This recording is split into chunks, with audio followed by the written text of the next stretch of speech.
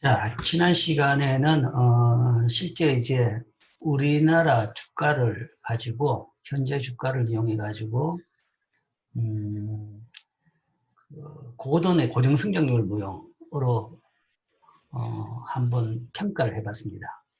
고돈의 고정승장률 모형을 이용해서 이 이론을 주식시장에 어떻게 응용할 수 있는지에 대해서 봤습니다. 즉, 이 모형을 가지고 주가를 평가를 해봤죠.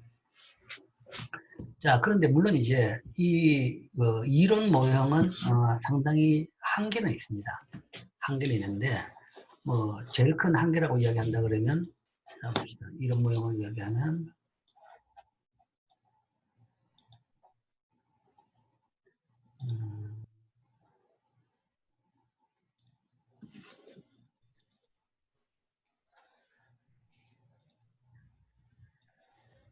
자, 이게 이런 모형이죠. 고돈의 고정승장률 모형에서 본 주식 가격 P0는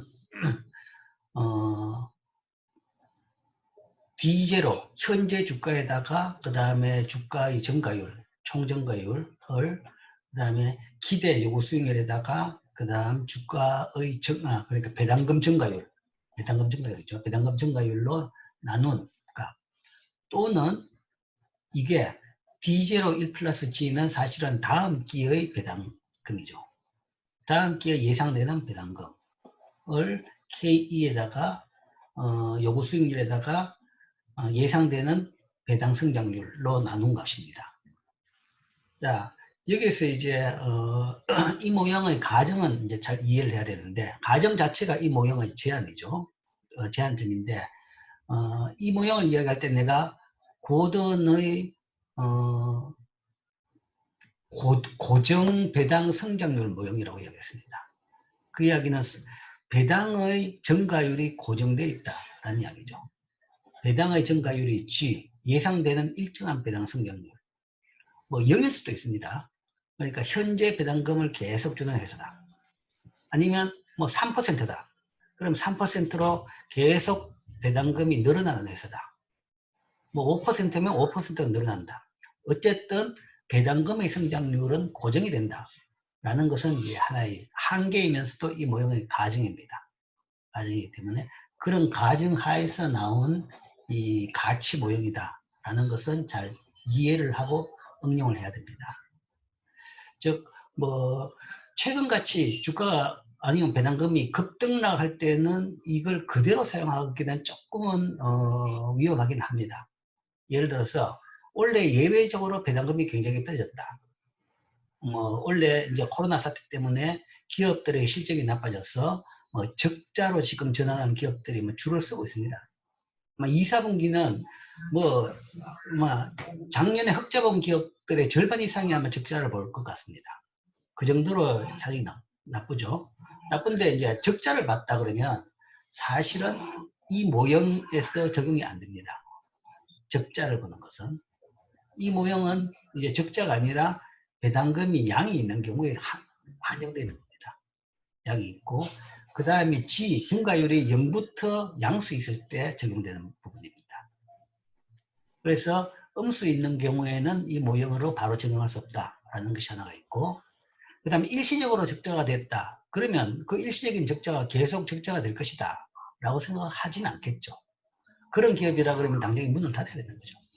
그렇기 때문에 일시적인 적자 가지고 이 가격 모형을 적용하기는 어려울 것 같다라는 것이고, 그 다음 예를 들어서 원래 예를 들어서 적자까지는 안 가더라도 아주 흑자 규모가 대폭 줄어들었다. 그렇게 되면 당연히 내년에는 이 정가율이 굉장히 높아집니다. 그걸 기저효과라고 이야기하죠.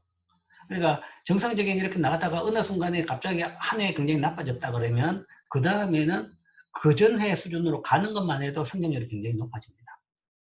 그래서 그런 식의 일시적인 변동이 있기 때문에 그런 것까지도 여기서 감안할 수 있는 모형은 아닙니다. 단지 이제 그런 거는 여러분들이 이 모형을 응용할 때 잘 그걸 고려해서 응용을 해야 되겠죠. 그 다음에 이제 이 모형의 의미는, 이 모형의 또 하나의 의미에서 잘 생각해야 될 것은, 이 모형은 무한 등비 급수를 합친 겁니다. 그 이야기는 기업이 무한히 지속된다는 가정하에서 그 가치를 합친 것입니다. 근데 실제적으로 기업의 수명은 그렇게 안 길다고 이야기했죠. 10년 가는 기업도 많잖아요. 상장기업 중에서 큰 기업 중에서 10년 이상 가는 기업도 많지 않습니다. 뭐 100년 기업, 우리가 이제 말을 이야기하죠. 100년 기업을 육성을 하자라는 이야기인데 100년을 계속 지속하는 기업은 진짜 희귀합니다. 100년 이상 유지하는 기업은 희귀하다는 거죠. 100년이라 그러면 뭐 옛날식으로 하면 한 세대가 20년입니다. 5세대를 넘어왔을 때까지 유지할 수 있다는 거죠. 그건 대단한 기업입니다. 뭐 요즘은 이제 수명이 길어졌기 때문에 한 세대가 이제 한 30년은 되겠지만, 그래서 이거는 그런 이제 아주 장기적인 시리즈에서 합친 식이다. 이제 그런 것은 이제 고려해서 이 모형의 값을 이해를 해야 됩니다. 그래서 이랬다.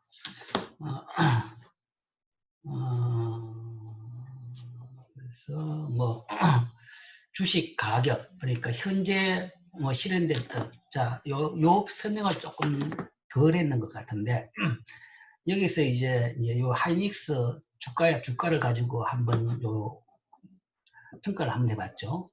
그러니까 하이닉스 주가 2018년 5월에 있는 9만 원이라는 하이닉스 주가, 지금도 그 비슷한 수준인데, 그렇다 그러면 거기에서는 그 해 예를 들어서 배당이 2만 원이었는데 2만 원, 그해 배당이 아니라 주당 수익이죠. 이건 실제 배당해 주는 건 아닙니다. 그 기업의 수익이죠. 그 수익이 그때 영업이익이 20조 났고 당기순이익이 15조고 이것을 주식수로 나누니까 주당 한 2만 원 정도가 됐던 겁니다. 됐는데 이 경우라건데 이 경우였다 그러면 만약에 이게 이 가격이 2만 원이었고 그 다음에 현재 주가가 9만 원이다. 그 다음에 요거 수익률이 10%다. 라고 한다 그러면 이때는 사람들이 생각하는 이 배당금 증가율이 마이너스더라라는 거죠.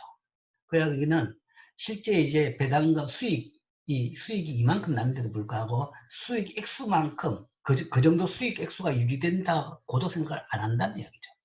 그러니까 일시적으로 예외적으로 수익이 높아졌기 때문에 그 정도 수익이 계속된다는 가정으로 본 주가보다는 훨씬 낮은 수준이다 라는 것을 의미하는 것이고, 실제 이제 그 정도 이 2만 원 수익이 계속된다 그러면 주가는 20만 원 이상 돼야 됩니다.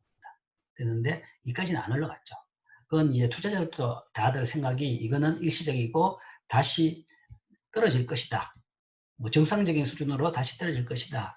그리고 그 예상대로 EPS가 다음에는 이렇게 떨어졌습니다. 2,000원, 올해도 한 3,000원, 4,000원 정도 기대하고 있는데 이 정도도 어렵지 않을까라고는 보고 있습니다. 그래서 요 날짜 있는 것은 요 날짜의 주가입니다. 날짜의 주가고 이게 날짜가 없기 때문에 이거는 대충 값을 집어넣습니다. 아마 2017년 평균인가 모르겠어요. 요건 데이터고 요 날짜 있는 건 주가고 그 다음에 여기에서 하나를 보여준 게 2019년 4월 1일 이때 이제 2019년 전체로 봐가지고 영업이익은 2.7조였습니다. 그리고 당기순이익은 2조였고 EPS가 2,700원, 2,800원 정도였죠. 근데 2019년 4월 1일 당시의 컨센서스라는 것은 소위 이제 개인 투자자도 아니고 이 전문 애널리스트들이 있습니다. 증권사에서 이 종목을 담당하는 가장 이 종목에 대해서 잘 알고 잘 분석하고 있는 사람들이 소위 보고서를 냅니다. 그래서 그 보고서를 이용해 가지고 그 보고서가 3개 이상 되면 그 평균값을 통해 가지고 이 값을 추정하는데 이때 19년 4월 당시에 19년 값을 추정했는 값을 봐도 영업이익이 7.6조로 예상하더라는 거죠. 실제 값은 그러니까 2019년 지나고 나서 올 초에 와가지고 지금 확정치가 나왔는데 2.7조밖에 안 되는데 이만큼 크게 예상하고 있다는 거죠. 그러니까 컨센서스 전문가도 그 값을 그렇게 예측을 잘하지 못합니다. 잘하지 못하고 특히나 20조에서 2.7조로 줄은 경우에는 너무 많이 갑자기 줄이지도 못해요. 애널리스트라고 하더라도. 자기 생각은 7.6조보다는 훨씬 더 낮을 것 같은데 갑자기 20조 되는 회사가 뭔가 하면 한 3조로 줄 것이다 라고 했다가 투자자들한테 엄청난 비난을 받습니다. 악플을 받게 되고 너 때문에 내가 지금 투자하고 있는 주가가 폭락한다 라는 이야기죠. 뭐 그런 부분도 있기 때문에 그렇게 빨리 움직이지는 못합니다. 그래서 그 이 컨센서스도 실제 현실을 따라가지 못한다라는 이야기죠. 현실보다 늦게 가는 게 많다. 떨어지더라도 천천히 떨어지고 오르더라도 그 예상을 하고 있더라도 그만큼 빠르게 오르지는 못한다라고 볼 수 있죠. 그 이야기는 지금은 2019년 비해서 20년은 이제 다시 상승세로 올라갔죠. 상승세로 올라갔는데 이것도 상승세라고 해가지고 또 너무 많이 갔을 수도 있긴 있다라는 이야기죠. 그래서 그런 한계는 있다 것이고 그런 게 셀트리온 같은 경우에도 셀트리온은 이거 17년, 18년, 19년은 22만, 18만원인데 이거는 날짜가 없는 것은 이 연말 주가로 했습니다. 고해 마지막 날 주가로서 이렇게 나타내는 겁니다. 자, 그래서 바이오 쪽은 이런 차원에서 상당히 고평가되고 있다라고 보고 있죠. 고평가되고 있는데 평균적으로 고평가되는데 뭐 그 중에서 진짜 성공하는 회사는 맞을 겁니다. 성공하는 회사가 있다 그러면 뭐 그런 이제 새로 만들어지고 새로 이제 성장하는 산업은 이제 이런 현상들이 조금 있죠. 자, 그래서 그런 구체적인 주가를 분석하기 위해 가지고 우리가 EPS, 퍼 이 개념을 봤죠. 그러니까 퍼가 가장 기본적인 이 값입니다. 기본적으로 이 산업별표 기업에 대한 퍼 정도는 이해를 해야지 투자를 할 수 있죠. 이것도 모른다 그러면 사실은 투자를 하면 안 됩니다. 기업 자체에 대한 평가를 못하는 거니까요. 그러니까 주당 수익에다가 EPS를 현재 주가를 EPS로 나눈 것이고 퍼라는 것은 투자금을 회수할 수 있는 연수 정도다. 그래서 뭐 우리나라 전체로는 봐가지고 한 10에서 20 사이 정도인데 반도체 산업은 맞죠. 한 15 정도, 전자산업은 15 정도였고 근데 이제 바이오 산업 같은 경우는 거의 뭐 한 100, 150 뭐 엄청나게 높았죠. 높았다는 이야기는 굉장히 주가가 고평가되어 있다는 이야기입니다. 여기에 비해서 이게 굉장히 크다는 이야기죠. 고평가됐다고도 볼 수 있고 또 다르게 생각한다 그러면 시장에서 주식 가격이 굉장히 빨리 오를 것이다 라는 기대가 포함되어 있다라고도 볼 수 있습니다. 그러니까 이거는 옳고 그름의 문제가 아닙니다. 그냥 그 값에 대한 해석의 문제죠. 그러니까 고평가됐다 그러면 이거는 잘못됐기 때문에 떨어져야 된다는 건데 꼭 그렇게 볼 수 있는 건 아닌 거죠. 또 왜냐하면 사람들은 이게 더 오를 것이다 라는 기대 예상이 포함되어 있다라고도 볼 수 있습니다. 그 다음에 또 하나가 이제 BPS나 PBR입니다. 이거는 이제 대부분 바닥을 이야기할 때 이 이야기를 많이 써요. 바닥이라는 것은 이거는 최소한 기본 펀더멘털한 회사의 가치죠. 가치에 비해 가지고 주가가 어떻게 되느냐라는 거죠. 그래서 뭐 이것보다 그러니까 PBR이 1보다 떨어지진 않을 것이다 라는 기대를 많이 하는데 현실은 안 그래요. 현실은 PBR이 뭐 0.2, 0.3 되는 회사도 수두룩하게 나옵니다. 자, 그 다음에는 이제 공매라는 이야기가 많이 나오죠. 공매. 영어로는 숏세일이라고 그러는데 숏 포지션, 숏세일. 이 반대는 롱 포지션이라고 합니다. 그러니까 주식을 가지고 있을 상태를 우리가 롱 포지션이라고 합니다. 주식을 가지고 있다. 가지고 있으면 주가가 오르면 내가 이익을 보죠. 가지고 있는 사람은. 주가가 떨어지면 손해를 봅니다. 그게 롱 포지션인데 이 숏세일 해가지고 숏 포지션에 있는 사람은 그 반대 포지션입니다. 그러니까 주식을 파는 상태죠. 파는 상태. 근데 판단한 개념을 이제 이야기하면 여러분들이 좀 헷갈리는 게 있으니까 파는 거 아니냐. 없는데 빌려서 파는 상태다. 라는 거죠. 없는데 빌려서 판 상태를 우리가 없는데 빌려서 파는 걸 공매라고 합니다. 그리고 그 상태에 있는 사람을 숏포지션에 있다라고 이야기하죠. 왜냐하면 주식 가격이 떨어질 걸로, 어떤 회사 주식 가격이 떨어질 거, 어떤 회사 주식 가격이 오를 거라고 생각하면 그 회사 사가지고 있으면 주가가 올라가 내가 돈을 벌게 되죠. 반대로 어떤 회사 주식 가격은 내가 떨어질 걸로 예상한다. 그러면 그걸 가지고 돈을 벌 수 없냐는 거죠. 그러면 그 주식을 빌려가지고 팔아버린 거죠. 팔아버린 뒤에 나중에 떨어지고 나면 사가지고 빌린 사람한테 갚으면 되는 거죠. 그런 걸 우리가 공매라고 이야기합니다. 그래서 공매는 주로 주식 가격의 하락에 소위 베팅을 하는 거죠. 하락을 예상한 사람들이 사용하는 전략입니다. 사용하는 전략인데 일반적인 전략보다는 조금 생소하기 때문에 개인들이 잘 쓰지는 못했죠. 개인들이 이런 걸 잘 몰랐고 사실은 뭐 있기는 주식시장 초기부터 항상 있었습니다. 이게. 우리나라에서는 신용대주라고 그러는데 신용은 돈을 빌려주는 것이고 대주는 주식을 빌려주는 것을 대주라고 합니다. 그래서 옛날부터 있긴 있었어요. 근데 있었는데 이제 이게 알려지고 나가지고 사람들이 주가 하락이 공매 때문에 생긴다라는 이제 불평이 많이 나오기 시작한 거죠. 투자자 입장에서는 주가가 하락했다. 그러면 공매 세력 때문에 내 주식이 하락했다라고 생각하기 쉽죠. 근데 이론적으로 봐가지고는 사실 그건 아니죠. 이론적으로는 뭐 뒤에 나오겠지만 사실은 이제 주식시장의 주가의 예측은 못한다라고 되어 있습니다. 이론은 효율적 시장 가설에서는 못한다는 것은 결국은 주가는 오르고 내리고 똑같은 겁니다. 오르는 거를 기대하고 투자하는 사람이나 떨어진 걸 기대하고 투자하는 사람이 똑같아야 됩니다. 그게 이론입니다. 이론에서는. 그렇기 때문에 그런데 현실은 보면 오히려 공매가 이론보다는 적다는 것이 학자들이 보던 시각입니다. 보는 시각인데 이제 그 이유에 대해 가지고도 이제 많이 이야기합니다. 그건 뒤에 나올 겁니다. 어쨌든 공매는 주식을 빌려 가지고 파는 거다. 빌려 가지고 판 상태를 파는 행위를 공매라 그러고 그리고 그 상태에 있는 사람이 그 숏포지션이 있다라고 이야기합니다. 그 다음 나오는 것이 이제 그 다음 이제 여러분들이 알고 상식적으로 알아야 될 것이 상장지수 펀드 ETF. 요즘 이제 사람들이 가장 많이 거래하는 것 중에 하나가 이겁니다. 이 관련 상품입니다.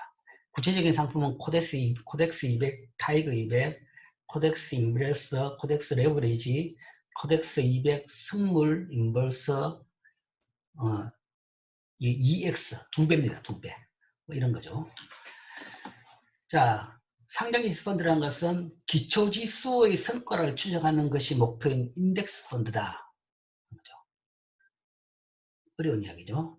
그래서 일단 이 용어를 이해하기 위해서 지수란 걸 먼저 이해해야 된다. 지수를 이해하고 기초지수를 이해하고 그 다음 인덱스 펀드 이걸 같이 다 이해해야 되겠죠. 그래서 먼저 시장으로 갑시다. 현실로 먼저 갑시다. 자, 여러분들이 많이 이야기하는 네이버 이거 너무 크나? 네이버 정권에 들어오면 이게 금융홈이고 국내 정시에 들어오면 이렇게 지수가 3개 있습니다. 코스피, 코스닥, 코스피 200. 이거 3개가 우리나라 주식시장을 대표하는 지수다라는 이야기입니다. 코스피는 옛날에는 우리말로 썼는데 종합주가지수라고 했습니다. 종합주가지수. 그것을 지금은 그냥 코스피. 종합주가지수인데 그때도 옛날에는 코스피, 영어로는 코스피라고 했습니다. 근데 지금은 이제 종합주가지수라는 용어를 안 쓰고 그냥 코스피라고 이야기합니다. KOSPI, 코리아 스탁 프라이스 인덱스인데 인덱스라는 것은 지수죠.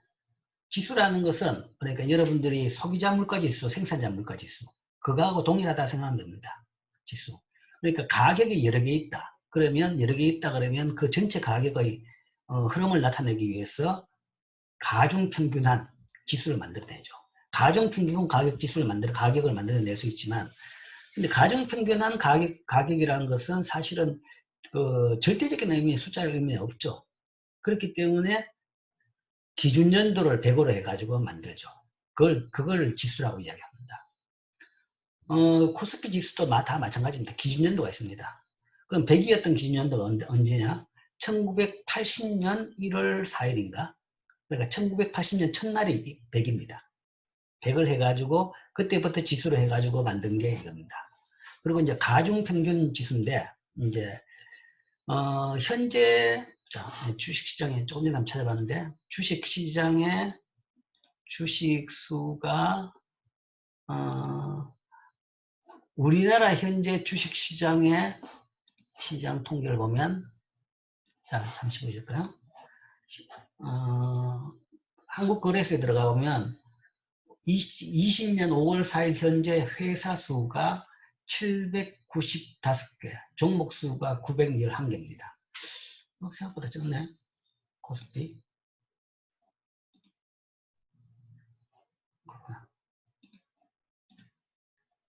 1000개가 안 되네요. 800개. 종목은 900개. 회사 수하고 종목 수가 왜 차이가 나느냐? 한 회사가 두 가지 주식을 상장할 수 있습니다. 지난 시간에 보셨죠? 삼성전자 그러니까 회사가 두 개 있었죠. 삼성전자가 있었고 삼성전자 우선주가 있었습니다. 그래서 회사 수보다 종목 수가 더 많습니다. 우선주가, 요 차이가 우선주가 있는 회사. 근데 어떤 회사는 우선주도 1번, 2번 따로 해가지고 한 회사에서 세 가지 종목이 상장된 회사도 있습니다. 그래서 이게 이제 이런 차이가 좀 나죠. 그런데 어쨌든 회사로 봐가 800개, 종목으로 봐서 900개 정도 종목이 지금 상장이 되어 있습니다. 그래서 코스피 지수, 소위 서울증권거래소에서 거래되는 종목이 그만큼이 된다. 그러면 그 각각 주식마다 그 주식 가격이 있죠. 주당 가격이 뭐 5만원이면 5만원, 10만원이면 10만원 그런 가격이 있는데, 그 가격을 단순 평균 900개를 단순 평균하는 게 아니라 가중 평균을 합니다. 가중치는 각 주식의 소위 시장 가치입니다. 시장 가치. 저번에 보여줬죠. 삼성전자 시장 가치가 얼마냐? 뭐 300조다. 뭐 그런 거죠. 그 시장 가치만큼을, 아니면 그 시장 가치만큼이 사실은 거기다가 주식수를 곱하도 똑같습니다. 주식수를 곱합니다. 주식수라는 게, 시장 가치라는 게 주가에다가 소위 그 주식수를 곱한 거죠. 그래서 가중 평균을 해서 만든 지수가 주가지수입니다. 그 주식의 가치만큼을 가중 평균해 가지고 900개의 종목을 가중 평균해서 만든 지수가 주가지수입니다. 이게 이제 코스피 지수. 현재 한 900개 정도 종목. 자, 코스닥 나오기 전에 그 다음에 이것부터 먼저 하죠. 코스피 200이 있다. 200이 있다는 것은 이제 이게 뭐냐?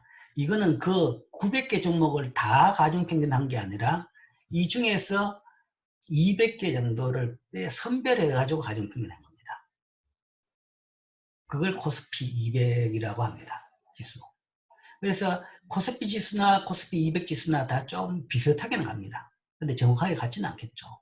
왜냐하면 여기는 이제 종목이 한 700개는 빠져 있습니다. 700개 정도 빠져 있는데, 그러나 비슷하게 가는 이유가 700개를 빼더라도 200개가 대부분을 차지하기 때문에 그렇죠. 그러니까 여기 200개를 뺐다는 것은 이 대표적인 200개를 빼겠죠. 대표적인 기준이 첫 번째는 양일 겁니다. 시장에서 차지하는 비중. 그러니까 종목이 큰 종목은 대부분 들어갔겠죠. 그러나 꼭 종목 큰 것만 따지는 건 아니고, 거기다가 뭔가 일부는 산업별 대표 주식을 집어넣습니다. 산업 분류에 따라 가지고 대표 주식을 넣어야 되기 때문에 200대 기업이 포함이 안 되더라도, 200대 기업이 되더라도 일부 밑에 거는 빠지고, 대신에 200대 밖에 있는 기업도 그 산업에서 대표 회사라 그러면 집어넣는, 그래서 만든 것이 코스피 200입니다. 그래서 뭐 이 200개를 선별하는 것은 그냥 뭐 기계적으로 선별하는 것이 아니라 어떤 위원회에서 나름대로 룰에 따라 가지고 선별합니다. 그리고 이거는 이제 한 분기별로 계속 이 종목들이 재평가대가 바뀝니다. 그러니까 뭐 어떤 종목 같은 경우는 위에 있다가 주가가 떨어져 가지고 200대 밖으로 빠져버리면 지수에서 빠지기도 하죠. 그 다음에 새로 종목이 들어왔다 그러면 이게 중요한 종목이다 그러면 하나 집어넣는 대신에 다른 종목이 또 빠지게 되고, 그런 식으로 해서 만든 게 코스피 200입니다. 대표 지표는 코스피라고 이야기하지만 실제 금융계에서는 코스피 200을 가장 벤치마크로 보고 있습니다. 그래서 시장에서 예를 들어서 펀드 매니저 같은 경우에 성과를 평가할 때 항상 시장하고 비교해서 성과를 평가할 때는 그때 시장에서의 지표는 코스피 지수가 아니라 코스피 200 지수입니다. 200 지수를 중심으로 해서 평가를 합니다.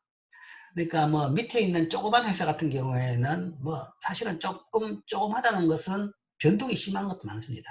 그리고 검증이 안 된 회사도 꽤 많이 있을 수 있죠. 그래서 그런 것들은 노이즈로 보는 거죠. 노이즈로 보고 그걸 빼고 나서 200개 지수, 이게 가장 대표적인 지수로 봅니다. 그 다음 있는 것이 코스닥이죠. 코스닥은 이 코스피하고는 다른 거래소입니다. 다른 거래소. 그러니까 코스피 거래소가 있는데 코스피 이외에 또 다른 거래소 만든 것이 코스닥입니다. 코스닥인데 아까 봤죠. 여기 보면 코스닥에서 저희 보면 현재 코스닥에 상장되어 있는 회사가 5월 4일 기준으로 1412개 회사입니다. 1400개. 그러니까 종목 수는 훨씬 많죠. 종목 수는 훨씬 많은데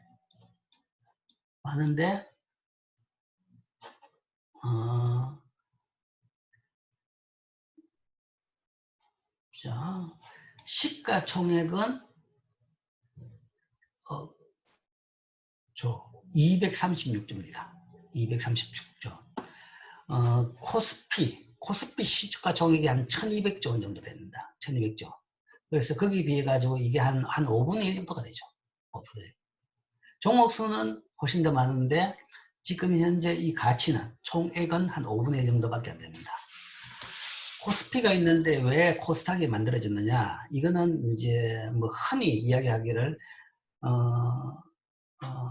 뭐 IT 산업 용어를 많이 쓰는데 이머징 산업이라고 또 봐야 됩니다. 이머징 산업. 그러니까 소위 신생 산업이죠. 신생 산업용 시장으로 만든 것이 코스닥입니다. 왜냐하면 일반적인 전통적인 거래소 같은 경우는 상장 요건이 굉장히 엄격합니다.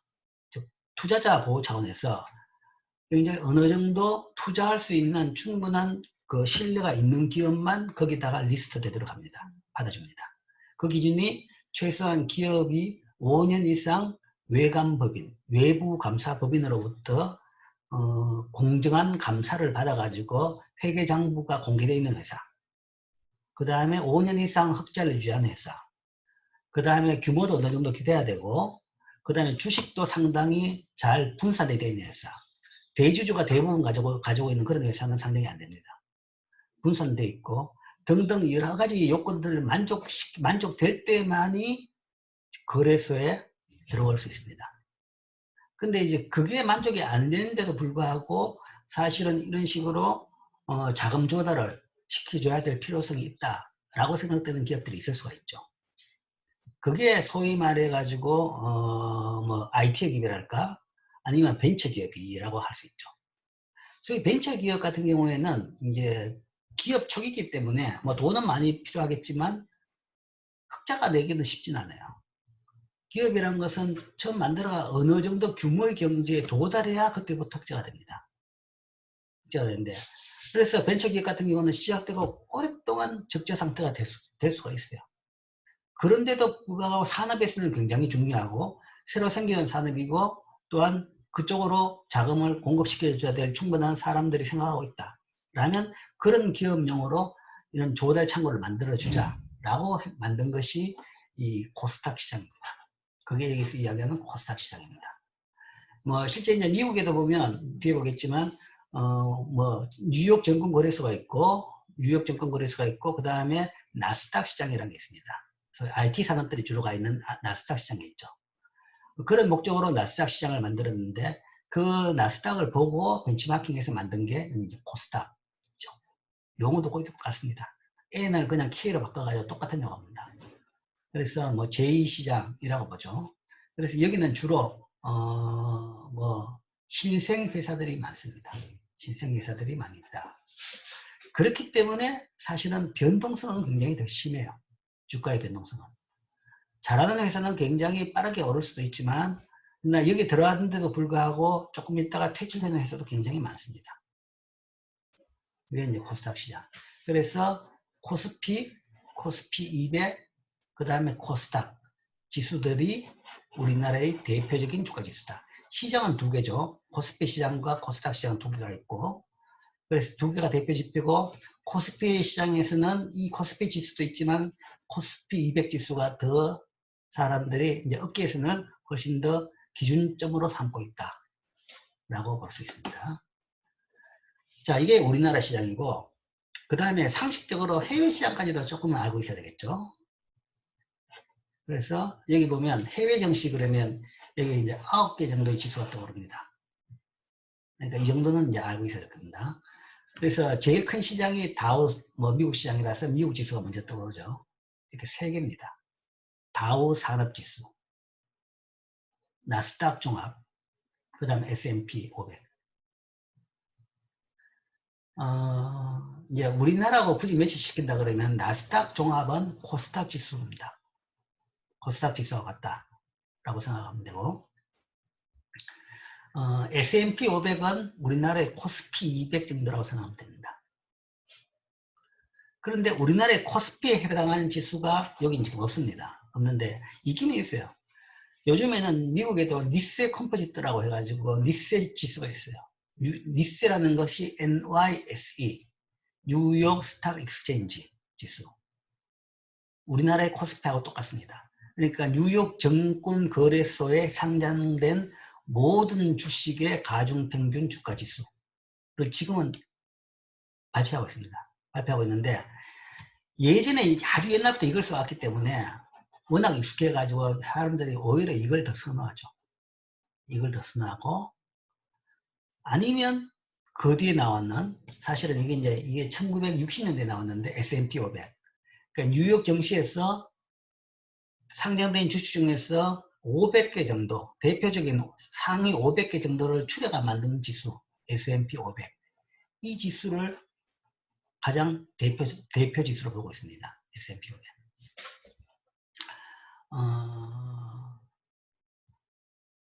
그래서, 자, 그럼 다우 지수가 뭐냐? 다우 존스 산업 지수입니다. 풀네임은. 한번 클릭해 볼까요? 클릭해 보면 다우 산업 해가지고 이 지수 설명은 미국 다우존스사에서 사가 미국 주시장을 대표할 수 있는 30개 우량 주식들을 표본으로 채택해서 시장 가격을 평균해 산출하는 지수입니다. 실제 미국 증권시장에 뉴욕 증시에 지금 상장된 주식수가 아마 3,000개가 넘을 겁니다. 3,000개가 넘는데 그 중에서 30개, 딱 30개입니다.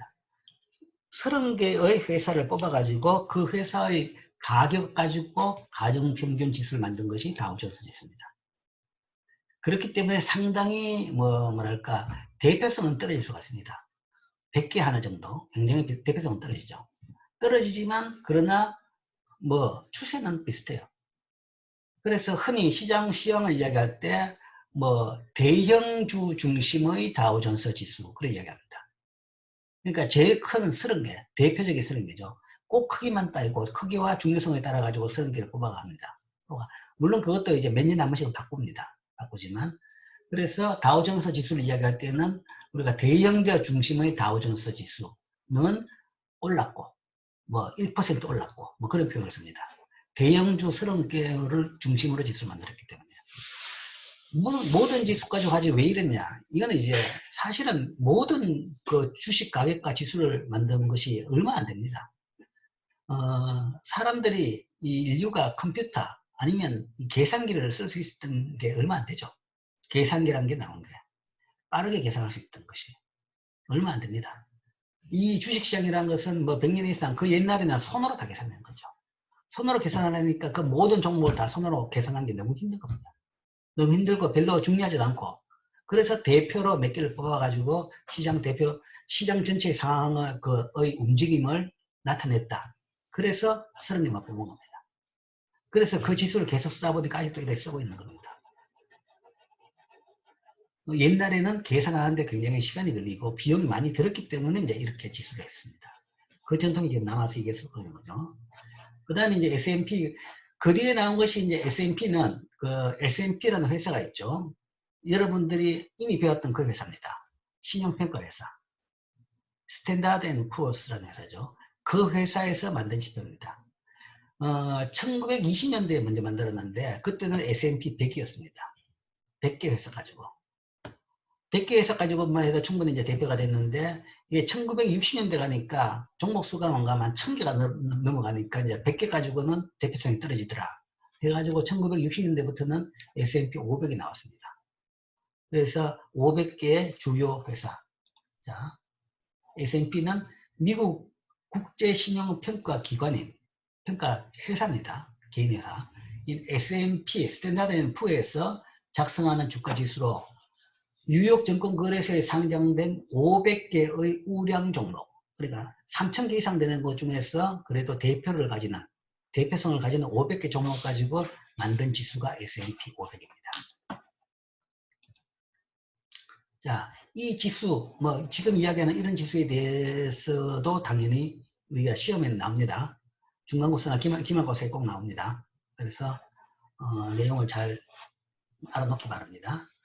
이게 미국 지수, 미국 주가 지수의 대표 3개. 그 다음에 이제 일본 주가 지수는 니케이라고 합니다. 니케이 225. 그러니까 이제는 좀 알겠죠. 뒤에 숫자가 붙으면 그거는 종목수다라고 생각하면 됩니다. 종목수고. 앞에 붙은 용어는 사실은 지수를 산정하는 기관이다 라고 생각하면 됩니다. 이게 다우존스라는 회사가 이 지수를 만들었고 S&P라는 회사가 만들었습니다. 종목수 500개로. 니케이는 니케이라는 일본 신문, 그러니까 우리나라 일본 경제신문 회사입니다. 일본 경제신문 회사가 상위 225개 종목 가지고 만든 지수, 그거를 니케이 225라고 이야기합니다. 이런 것을 거래소에서 왜 안 하냐? 우리나라에는 이제 좀 상당히 관치적인 경향이 강해서 거래소에서 이걸 다 합니다. 다 하는데 다른 나라 같은 경우는 거래소에서 안 하는 이유가 지수 자체가 하나의 그 인포메이션이 됩니다. 지수 자체가. 지수 자체를 어떻게 만드냐에 따라 가지고 투자의 방향이 될 수가 있고, 그 다음에 그 자체가 인포메이션이 되기 때문에 사실은 뭐 쉽지 않은 일이죠. 쉽지 않은 일이고, 그 다음에 거기에 대해 가지고 거래소는 오히려 중립을 시키고 싶죠. 그래서 투자한 사람들이 자기 좋은 지표 만들어 쓰라는 얘기입니다. 그렇게 해가지고 별로 개입을 안 했었죠. 안 했었던 그런 관행 때문에 이렇게 거래소가 아니라 외부 기관에서 이렇게 지수를 만듭니다. 그다음 그게 이제 일본의 대표 주가 지수가 니케이고, 그다음 중국의 대표 주가 지수가, 그러니까 중국 지금 대륙의 대표 주가 지수가 상해 종합 주가 지수입니다. 이거는 이제 중국은 이제 그런 뭐 시장 중심이 아니기 때문에 거래소 자체에서 만든 우리나라의 코스피와 같은 거라고 생각하면 됩니다. 중국에서 수도는 북경이지만 금융 수도는, 경제 수도는 상하이죠. 상하이에 중국의 증권거래소가 있어서 그 거래소에서 상장되는 주식들의 종합주가지수를 상해 종합지수라고 합니다. 그래서 중국 주식에 대해서는 상해 종합주가지수로 보고 있고, 그 다음에 이제 용어로 봐가지고는 좀 잘 모를 수 있는 게 항생지수입니다. 항생지수는 홍콩의 주가지수입니다. 홍콩이 조그만 나라인데 왜 이거에 이렇게 세계 외국 9개 지수를 있는데 그게 들어갔냐라고 이야기하면 사실은 항생에 중국의 회사들이 많이 상장되어 있습니다. 그러니까 중국이 소위 개방하기 이전에, 개방 아니면 개방 초기에 경제가 지금까지 성장 안 했을 때 많은 중국 기업들이 상장을 하고 싶은데 할 시장이 없을 때 그때 홍콩에 와가지고 상장을 했습니다. 홍콩 거래소에. 그래서 그 거래소가 지금 또 굉장히 세계적으로 큰 거래소입니다. 그래서 그 거래소를 대표하는 지수가 항생지수입니다. 자, 항생지수는 여기 있죠. 이것도 뭐 마찬가지입니다. 항생이 한자인데 홍콩에 있는 항생은행에서 산출하는 주가지수로 홍콩 증권거래소에서 상장된 여러 주식 중에서 대표적인 50개 주식, 우량 주식 가지고만 가중평균해서 지수를 만든 겁니다. 그래서 그게 이제 항생지수. 그래서 중국 그러면 이거 두 개를 같이 봅니다. 이거는 대륙이고 맥랜드고 그 다음에 이거는 홍콩이죠. 근데 홍콩이라는 것이 진짜 홍콩 고도시 국가 그게 아니라 많은 중국 회사들이 그 속에 포함되어 있기 때문에 그걸 같이 보는 거죠. 그 다음에 이제 유럽 주식을 보면 영국은 FTSE 지수라고 합니다. 여기 지금 그냥 영국으로 되어 있는데 사실은 지수 이름을 안 적어놨네요. 이거 들어가면 나오죠. 영국은 FTSE 100이라고 하죠. FTSE 지수. 영국 주가 지수는 FTSA인데 FTSA는 유명한 신문회사입니다. 이것도. 여기도 신문사죠. FT는 Financial Times. 세계적으로 경제계에서 가장 많이 읽는 신문이 Financial Times입니다. 상당히 어려워요. 미국의 월스트리트 저널이나 그런 것보다는 이 기사 수준이 굉장히 높고 영어 수준도 어려운 그런 신문입니다. 대중신문지, 대중지인데도 불구하고 신문도 내고 그 다음에 잡지도 냅니다. 영국을 대표하는 경제 전문 언론기관이죠. 거기서 만든 주가지수, Financial Times Stock Index. 여기서 100개 종목 가지고 만든 주가지수를 FTSE 지수라고 합니다. FTSE 100. 이게 영국을 대표하는 주가지수. 그 다음 프랑스 CAC 지수. 그 다음에 독일 닥스 지수입니다. 독일은 닥스 30. 이것도 이제 이거는 뭐 닥스는 그냥 이게 D라는 게 도이치입니다. 도이치. 그래서 이거는 그냥 거래소에서 만든 30개 회사. 거래소에서 시가총액 기준으로 가장 큰 30개 회사 종목으로 고석된 지수입니다. 닥스 지수. 이게 독일의 대표적인 지수입니다. 그래서 이런 지수 가지고 각각의 나라별로 주식시장의 시황에 대해 가지고 우리가 보고 있습니다. 자, 한눈에 딱 보면 지금 현재 상태로 보면 다 빨갛죠. 빨갛다 그러면 다 올랐다라는 이야기입니다. 올랐는데 뭐 사실은 지금 열리는 시장은 중간에 있는 3개밖에 없습니다. 요거 세 개죠. 나머지 미국은 이미 닫았고 유럽은 아직 열지도 않았고 그러니까 미국하고 유럽 같은 경우에는 어제 날짜의 실적이죠. 그래서 어제는 다 올랐구나 하는 걸 알 수 있고 그 다음에 오늘은 이제 이거 3개인데 이 중에서도 니케이 같은 경우는 중국은 지금 다 올랐는데 일본은 파란데 이거는 이제 일본은 오늘 시즌 아닙니다. 일본은 오늘까지도 휴일입니다. 휴일이라서 오늘은 문 안 열고 여기 되어 있죠. 5월 1일 기준 5월 1일 기준으로 이때는 떨어졌더라. 그래서 실제 이제 어제 오늘로 봐가지고는 다 주가가 올랐다라고 알 수 있죠. 볼 수 있죠. 이 밑에 보면 사실은 이제 더 상세한 지수들이 쭉 다 있습니다. 미국에도 다우존스 그러는데 다우존스 산업 30개 산업 지수가 있는데 다우존 운송업만 따로 지수가 있고 나스닥도 종합지수가 있지만 나스닥 100 지수도 있고 반도체 중심으로 필라델피아 반도체 지수 저런 게 있고 뭐 브라질 중국도 상해 종합이 있지만 상해 내에서도 A, B가 다릅니다. 그러니까 A는 외국인 투자 허용되는 데하고 허용 안 되는 데하고 이제 분리가 되어 있어요. 그래서 뭐 이런 식으로 종목이 다릅니다. 니케이, 홍콩 또 이렇게 있고 홍콩 항생지수 내에서도 중국 기업만 따로 해가 지수를 또 만들기도 합니다. 그래서 등등 여러 가지 지수들이 있죠. 그래서 이걸 봐가지고 세계 시황을 알 수가 있습니다. 이 중에서 한 가지 여러분들이 알 필요가 있는 지수가 있습니다. 유로스탁스 이 지수입니다. 유로스탁스는 이렇게 볼까요?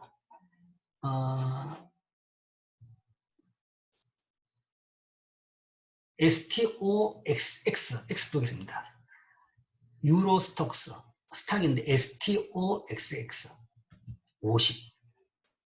그러니까 50이라는 것은 50개 종목의 가중평균 주가 지수가 되겠죠. 자, 유럽 12개국 증시에 상장된 기업 중 50개 우량 기업을 가지고 만든 지수입니다. 그러니까 유럽이 나라별로 지수가 있죠. 영국도 있고 독일도 있고 프랑스도 있고 뭐 쭉 나라별로 지수가 있습니다. 그런데 이 유럽은 상당히 통합적입니다. 금융으로 봐서도 통합적인 그런 게 많죠. 그래서 우리나라 이야기할 때도 뭐 미국 자본, 유럽 자본 이렇게 이야기하죠. 그래서 이제 유럽 전체를 대표하는 하나의 지수를 만든 것이 유로스탁스입니다. 그래서 유럽 여러 나라에서 상장된 여러 나라 거래소에서 대표로 50개를 뽑은 거죠. 대표로 50개를 뽑아가지고 이런 지수를 만들어서 유럽 전체의 주식 시황을 나타내죠. 의미가 있는 것은 유럽은 상당히 다 이 통합이 되어 있고 개방이 되어 있기 때문에 경제가 움직인 것이 상당히 같이 움직입니다. 같이 움직이기 때문에 이 지수 자체가 경제의 방향을 잘 나타내죠. 유럽 전체의 방향을. 이게 또 하나 이제 중요한 것이 여러 가지, 지금 나중에 보겠지만, 아까 오늘 못 보겠지만, 여러 상품들에서 그 기준에 드는 지수가 됩니다. 미국에서는 S&P 500을 쓰지만, 유럽에 대해 가지고는 나라별로 투자하는 것보다는 아예 이 유로스탁스를 중심으로 해서 유럽 주가를 보는 거죠. 그렇기 때문에 또 하나 꼭 알아야 될 것이 이제 유로스탁스 이런 것이 있다라는 것도 알 필요가 있습니다. 자.